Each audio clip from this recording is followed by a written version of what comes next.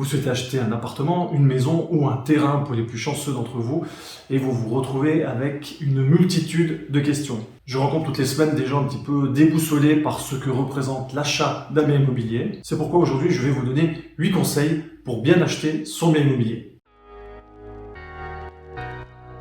Pour bien acheter son bien immobilier, première étape, se préparer, notamment son dossier pour le financement. Mon premier conseil, c'est de vous tourner vers votre banque principale actuelle, par exemple, afin de faire la clarté sur votre capacité financière et définir ainsi votre budget pour votre projet immobilier. Deuxième point, réfléchir à ces critères. Le bien idéal n'existe évidemment pas, à part dans votre esprit, mais réfléchir à ces critères vous permettra de mieux cibler votre recherche. J'ai vu pas plus tard que cette semaine un couple en visite pour un appartement en attique.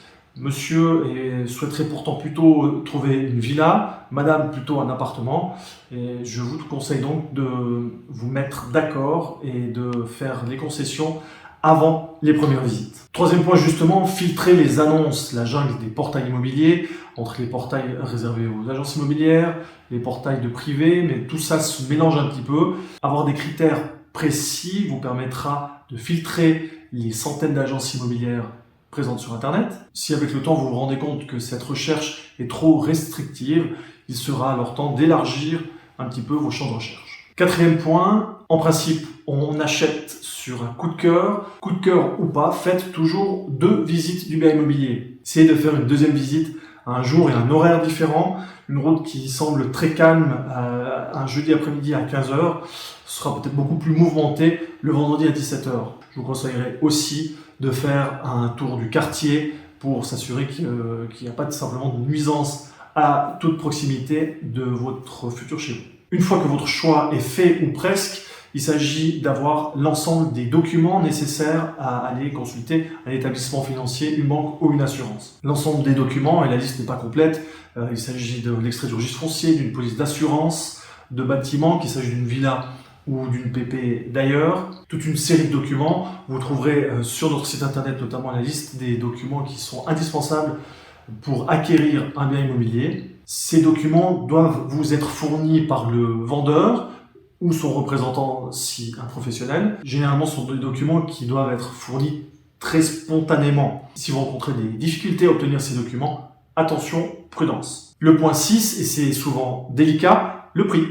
Sur des biens immobiliers à la revente, donc pas du neuf, il est coutumier de tenter une négociation avec le vendeur. Sur des projets neufs, la négociation est quasiment inexistante. Point 7, on en a parlé précédemment, obtenir le financement.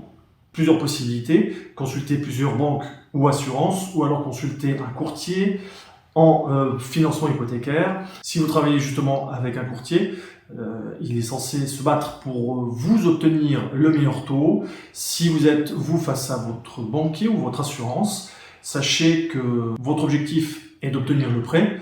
Eux, leur objectif est de vous octroyer un prêt le plus cher possible.